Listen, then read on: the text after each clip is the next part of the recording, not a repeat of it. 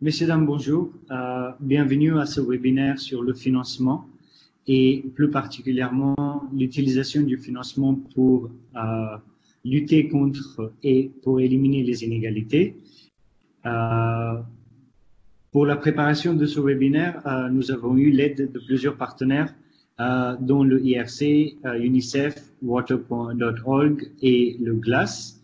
Donc, merci beaucoup à tous ces partenaires d'avoir contribué à la préparation.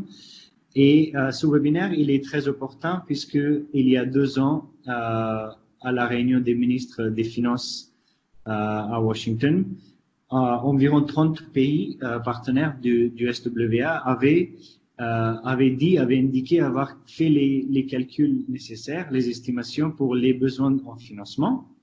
Et plusieurs d'entre ces pays-là avaient l'intention ou avaient exprimé l'intention de préparer des stratégies de financement pour satisfaire aux besoins du secteur.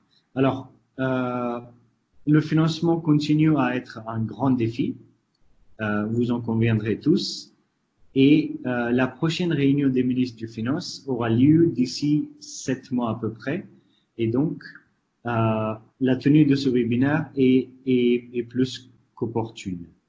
Alors, ce webinaire, il s'intitule le financement. Donc, est-ce que le secteur investit-il l'argent là où il y en a le plus besoin?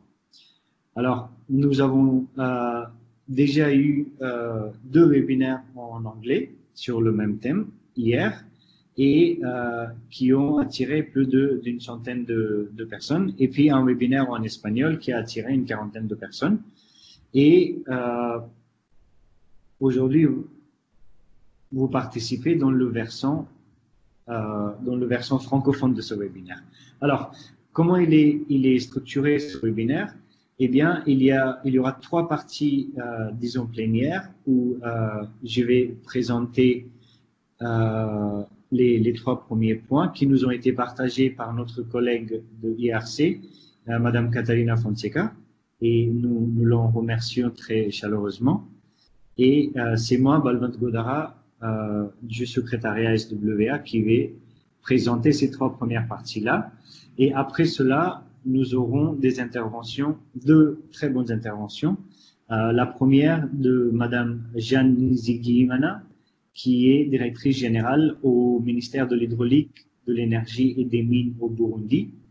Et elle va nous parler de la priorité accrue du secteur au assainissement et hygiène au niveau politique. Et ce secteur, il compte désormais parmi les secteurs porteurs de croissance économique. Donc ça, c'est le premier point dont elle va nous parler. Et la deuxième partie de son intervention, il s'agira du leadership et le cadre institutionnel qui vont assurer que cette priorité politique est traduite en des réels progrès et des progrès soutenus. Donc, la première intervention, ce sera Madame Nizigiyimana, et la deuxième sera faite par Madame Laetitia Badolo, qui est Senior Advocacy Officer au NIEL et qui représente donc le secteur privé. Donc, elle va nous dresser un tableau dresser l'état des lieux du financement du secteur rapidement, et puis la contribution réelle et potentielle du secteur privé. Alors, dans les webinaires qui ont précédé, nous avons eu des interventions de plusieurs gouvernements, dont l'Éthiopie, le Malawi, la Zambie, l'Indonésie et les Philippines. Nous avons aussi eu le CABRI, qui est le Collaborative Africa Budget Reform Initiative. Et puis, nous avons eu les interventions de plusieurs organismes de la société civile. Et aujourd'hui, avec l'intervention du gouvernement de Burundi et de la représentante du secteur privé, nous aurons ainsi eu la parole de toutes les 5 grandes collectifs, disons, au sein du SWA. Alors, vous connaissez désormais ce cadre SWA assez bien. Donc, vous avez les principes directeurs, vous avez les comportements collaboratifs et les dispositifs fondamentaux. Et tout ceci est ancré dans le mécanisme de redevabilité mutuelle qui est que vous voyez à votre droite. Alors, le financement occupe une place très, très importante. Et par exemple, on le voit dans les comportements collaboratifs, c'est que les partenaires collaborent pour construire des stratégies de financement durable du secteur de l'eau et de l'assainissement. Ou bien, on le voit aussi dans les dispositifs fondamentaux que les partenaires vont mettre en place conjointement. Et un des dispositifs, c'est le financement du secteur. Voilà. Donc, sur le prochain slide que vous avez maintenant devant vous, vous avez une image qui nous a été partagée du Bangladesh qui montre des représentantes féminines lors d'une discussion ouverte sur le budget dans un district. Alors, il est à remarquer qu'auparavant, les femmes étaient entièrement exclues de ces discussions-là. Et maintenant, non seulement sont-elles incluses, mais aussi elles participent activement aux discussions autour du budget du district. Voilà. Donc, on voit maintenant devant vous, vous devriez voir un peu le tableau des inégalités dans le secteur depuis le début de ce siècle, donc entre 2000 et 2017. Et on voit ici que les écarts entre les zones urbaines et rurales ont diminué et les résultats sont beaucoup plus mitigés pour les écarts, quand il s'agit des écarts entre les plus riches et les plus pauvres. Et les tableaux sont assez différents pour les sous-secteurs eau et pour l'assainissement. Et on voit par exemple que l'écart de couverture entre l'urbain et le rural s'est réduit de 10% en ce qui concerne l'eau et de 26% en ce qui concerne l'assainissement. Et puis, l'écart de couverture entre les plus riches et les plus pauvres a été réduit dans 35 pays et a augmenté dans 39 pays en ce qui concerne l'eau. Et les résultats sont plus prometteurs dans l'assainissement puisque cet écart a été réduit dans 52 pays et a augmenté dans 22. Donc, il devient clair que en 2017, d'où sont pris ces données, les écarts et les inégalités restent très très présentes. Et toutes ces données nous viennent du GMP. Et donc, merci à nos collègues du GMP d'avoir partagé ça. Alors ici, vous voyez à peu près la même chose, mais sous forme graphique. Et juste pour vous aider à comprendre, sur l'axe X, on voit le pourcentage de changement entre les riches et les pauvres, entre les quintiles les plus riches et les quintiles les plus pauvres. Donc, si il est montré moins 30, c'est qu'il y a eu une dégradation, c'est-à-dire il y a maintenant plus d'écart qu'il y en avait en 2000. Et plus on va vers la droite, plus les résultats sont meilleurs. Et de même, sur l'axe Y, c'est le changement en ce qui concerne la couverture. Donc, les parties inférieures sont moins performantes que les parties supérieures, où il y a eu une nette augmentation de la couverture. Donc, on voit par exemple les pays comme le Paraguay qui ont réussi à non seulement augmenter la couverture, mais aussi à augmenter les égalités, c'est-à-dire à réduire les inégalités. Et de l'autre côté, on a un pays, par exemple, le Zimbabwe, où la couverture a baissé de 10% et les inégalités se sont creusées d'environ 20%. Et donc, ce qui est un tableau assez alarmant. Alors ça, c'est en ce qui concerne l'eau. Et sur le prochain slide, vous avez les mêmes paramètres, mais pour l'assainissement. Et on voit, par exemple, que dans beaucoup de pays, il y a eu une vraie augmentation en ce qui concerne la couverture même. Mais par contre, les inégalités, le tableau est beaucoup plus mitigé. Donc, tout ceci c'est ce qui mène à une réflexion donc, que vous voyez dans ces deux dessins devant vous. Et attention particulièrement au dessin de gauche où on voit la balance, donc qui est la justice. Et dans la balance, on voit le côté gauche, il y a ceux qui ont accès et ceux qui peuvent s'accorder le droit, disons. Et à droite, il y a ceux qui n'ont pas accès et donc ceux qui souffrent des inégalités. Et on voit qu'il y a tout un tas d'acteurs qui doivent faire un effort supplémentaire et particulier pour justement équilibrer cette balance-là et pour que les personnes qui n'ont pas accès et pour que la situation elle soit rectifiée. Alors, pour tout cela, donc ça c'était un peu un tableau des inégalités. Et maintenant, je reviens à la deuxième partie qui, elle, vient du sondage GLAS de 2017 et qui parle des financements. Alors, donc le financement du secteur, vous êtes plus conscient encore que nous que le manque de ressources financières a lieu dans toutes les parties du monde et on voit ça sur la carte du monde ici.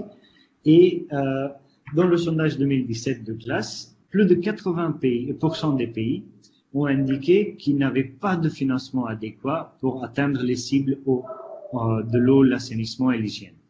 Donc, qu'est-ce que c'est un financement adéquat? C'est si on a 75% des fonds nécessaires. Et alors, plus de 80% des pays ont dit qu'ils n'avaient pas de financement adéquat pour le secteur. Et en même temps, vous avez les inégalités qui se creusent et les progrès qui sont les plus lents, là justement où il y a besoin. Donc ici, on montre l'eau de base et l'assainissement de base dans les zones rurales, et c'est là où il y a le plus besoin, et c'est là où les manques de financement sont les plus critiques. Alors, c'est le même message qui a été confirmé aussi autour de notre réunion d'avril 2019, qui était la réunion des ministres du secteur, et où 42 pays avaient préparé, donc avaient élaboré et partagé ce qu'on appelle la fiche pays.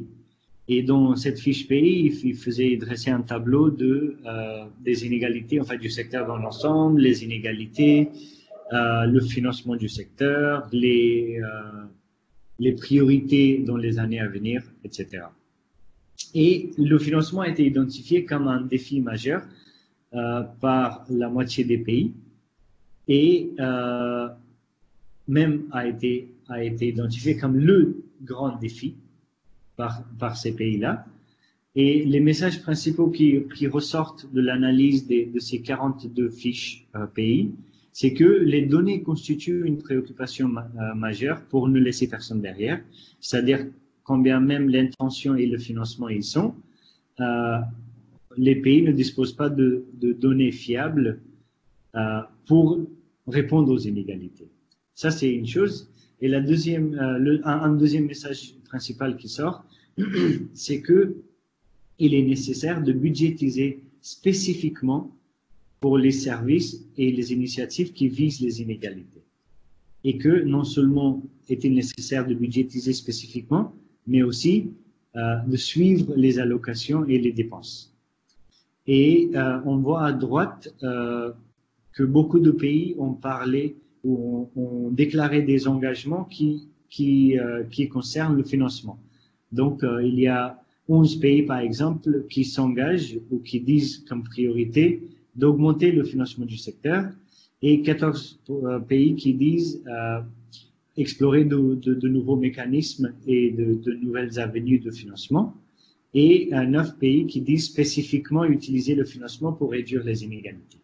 Donc, on voit à travers toutes ces parties-là, c'est-à-dire la partie GLAS qui nous a montré que qu'une grande partie des pays souffrent des financements inadéquats et en même temps les pays dans leur intervention et dans leur préparation à la réunion des ministres du secteur ont fait passer le même message avec la note d'optimisme quand même que une bonne partie des engagements et des priorités concernent le financement et plus particulièrement le financement pour lutter contre les inégalités.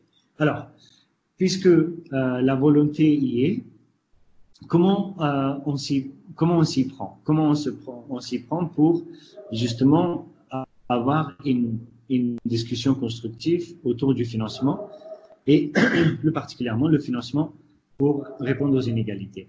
Eh bien, grâce à nos collègues, on a de IRC et de UNICEF, Water.org, nous avons voilà, nous pouvons présenter devant vous les 5 priorités qui devraient être considérées pour cadrer les discussions. Alors, la première priorité, c'est qu'il y a besoin d'avoir une stratégie financière consultative et inclusive. La deuxième priorité, c'est qu'il est besoin d'identifier les personnes, ceux qui sont laissés derrière, et les raisons pour les services inadéquats ou inefficaces.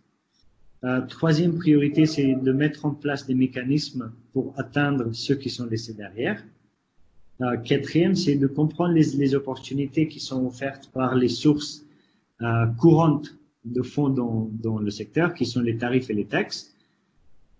Et puis, cinquième priorité, assurer les bases solides pour augmenter les fonds pour le secteur, non seulement la levée des fonds, l'allocation des fonds, mais aussi l'utilisation et l'absorption des fonds. Alors, ces 5 priorités, je répète, stratégie financière, identifier et comprendre qui est laissé derrière, avoir des mécanismes spécifiques pour répondre aux inégalités et utiliser les opportunités offertes par les mécanismes existants, et puis avoir un secteur solide pour justement avoir plus de financement dans ce secteur. Alors, il a été question dans les discussions hier de quel est l'ordre de priorité de ces 5 points. Alors, l'ordre des priorités dépendra grandement du contexte et du pays. Par exemple, il y a plusieurs pays qui ont déjà fait pas mal d'actions autour de la stratégie financière, de la stratégie de financement. Et une grande partie des pays a aussi au moins compris de quelle base solide il y a besoin pour augmenter les financements et les fonds. Et donc voilà, c'est pour vous dire que selon le travail qui a déjà été fait dans le pays et selon ce qui reste à faire, l'ordre des priorités va être différent. Mais en tout cas, ce sont les 5 choses à considérer lorsqu'on veut cadrer des discussions autour du financement du secteur. Alors maintenant, assez rapidement, je vais parcourir les 5 en commençant par la stratégie financière. Et à la fin de mon intervention, je vais vous présenter une petite annexe où il y aura un petit modèle proposé pour cette stratégie de financement. Alors, donc, on convient tous qu'il faut avoir une vision commune pour atteindre l'ODD 6, mais une vision sans une stratégie financière restera un rêve. Et on avait vu en 2017, quand les pays nous avaient dressé un tableau de leur secteur, que la plupart des pays n'ont pas de plan de financement compréhensif pour le secteur. Ça, c'est une chose. Et aussi, 2 tiers des pays n'avaient pas de données compréhensives sur les dépenses dans le secteur. Et donc, on voit qu'il y a des grands écarts et des grands manquements en ce qui concerne la stratégie de financement. Alors, une autre priorité, je dirais pas la deuxième priorité parce que ça sous-entendrait qu'il y a un ordre, et comme je disais, l'ordre de ces 5 priorités dépend du contexte, mais une autre priorité, ça devrait être d'identifier qui est laissé derrière et puis pourquoi les gens sont laissés derrière. Et non seulement on a besoin de ça pour avoir un meilleur design des services, mais aussi de plus en plus des régulateurs ils demandent cette information des installations urbaines et en fonction de cela, ils définissent des cibles. Par exemple, on a au moins deux exemples qui sont le Vast Club au Kenya et puis il y a aussi l'exemple des Pays-Bas. Et puis, les raisons pour le manque d'accès à certaines populations ou à certains groupes, ces raisons vont ensuite aider à élaborer des stratégies financières et les sources de financement. Donc, il est très important d'identifier qui est laissé derrière et pourquoi ils le sont. De comprendre pourquoi ils le sont. Alors, une autre priorité, c'est qu'une fois qu'on a bien compris pourquoi les gens sont laissés derrière, il faut prendre des mesures et mettre en place des mécanismes pour atteindre ces personnes-là. Alors, on peut sous-diviser cette partie en deux.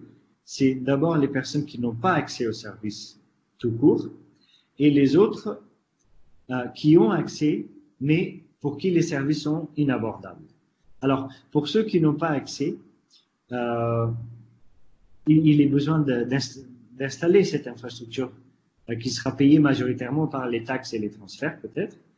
Et aussi, en ce qui concerne la construction des unités, des latrines et leur raccordement au réseau, il faut explorer des solutions de microfinance. Donc ça, c'est pour les personnes qui n'ont pas accès au service. Et ceux qui ont déjà accès, il faudrait prendre des mesures d'abordabilité pour ces populations-là. Et voici quelques-unes des mesures qui sont couramment prises. Il peut y avoir des subventions publiques pour l'infrastructure, il peut y avoir des structures tarifaires par bloc pour couvrir les besoins de base, ou bien des subventionnements croisés entre les grandes installations et les autres fournisseurs de services, ou bien des tarifs réduits pour les populations spécifiques.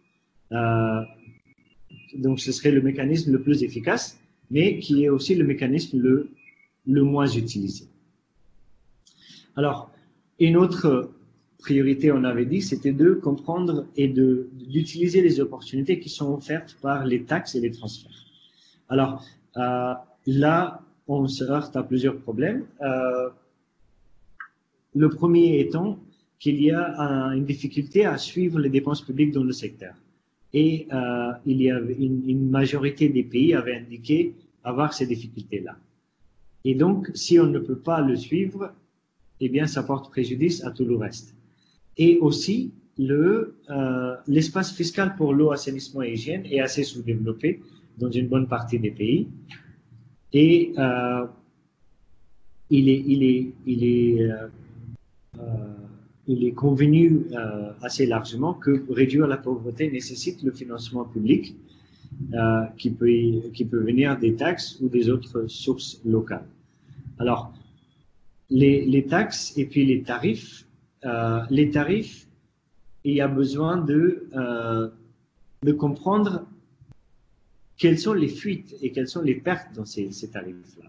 Alors, d'abord, on voit que les contributeurs principaux du secteur sont les utilisateurs eux-mêmes dans beaucoup de pays, par exemple au Ghana, Mali, Sénégal, c'est les trois exemples donnés ici. Les utilisateurs eux-mêmes contribuent à travers les taxes et l'autofinancement.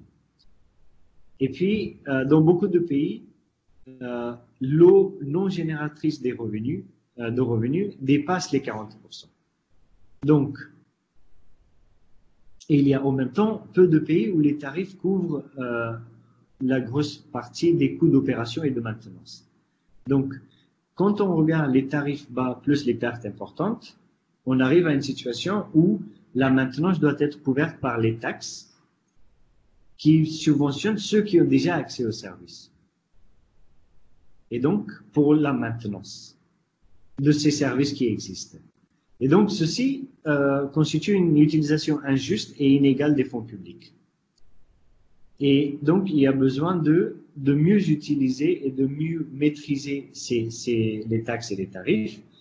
Et ce qui m'amène à la cinquième priorité, qui est d'assurer les bases solides pour augmenter les fonds pour le secteur.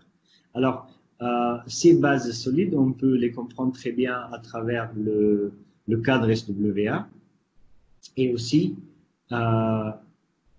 par ces schémas qui sont montrés ici et je vous laisse les lire à votre convenance. Alors, je vous oriente vers quelques ressources des ressources assez clés pour comprendre le financement dans le secteur.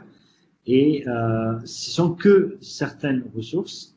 Et on voit, par exemple, il y a un papier sur la mobilisation des financements et l'assurance des bases. Et c'est un papier coproduit par Water.org, IRC et la Banque mondiale, et qui sera disponible en espagnol et en français dans le mois d'août. De même, il y a un position paper qui a été préparé il y a 2 ans par IRC et par Water.org sur augmenter les financements tout en réduisant les inégalités. Et vous avez aussi, bien sûr, le portail d'outils SWA, qui est une compilation d'outils sur tous les dispositifs fondamentaux, y compris le financement. Il y a aussi des podcasts. On vous donne 2 exemples à la fin. Et puis, il y a aussi des outils comme TrackFin, qui est une méthodologie pour suivre les flux financiers dans le secteur eau, assainissement et hygiène. Alors, avant de conclure mon intervention plutôt longue, je vous montre, sans les lire en détail, une petite annexe qui va vous expliciter ce que c'est une stratégie de financement pour le secteur et son plan de mise en œuvre. Alors, à quoi il ressemble? Qu'est-ce qu'une stratégie? À quelles questions elle doit répondre? Et qu'est-ce qu'elle doit contenir? Donc, vous avez sur ces 3 slides un modèle proposé pour la stratégie de financement. Et ce modèle nous a été partagé par nos collègues à l'UNICEF, que nous remercions pour ce partage. Alors, ces slides vous seront envoyés et ils seront mis sur le site web. Et je termine avec une petite note de remerciement, notamment à notre collègue Catarina Fonseca de IRC, qui a grandement aidé dans la préparation de ces slides-là. Et puis, je repasse la parole à Madame la modératrice de la session en vous remerciant. Merci de votre écoute.